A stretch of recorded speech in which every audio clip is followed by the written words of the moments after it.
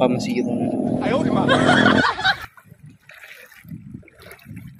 Ito yung location mga ka-adventure. Tigbaw. Naputulan tayo ng lure sa balo. Check lang natin to yung spot kung maganda din ba dito. So ngayon butlog, nag-donate pa tayo ng lure.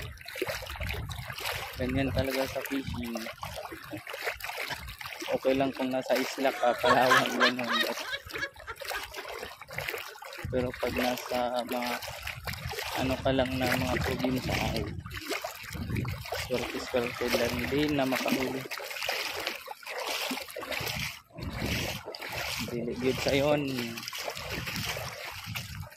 Nice pero kapoy. Reality.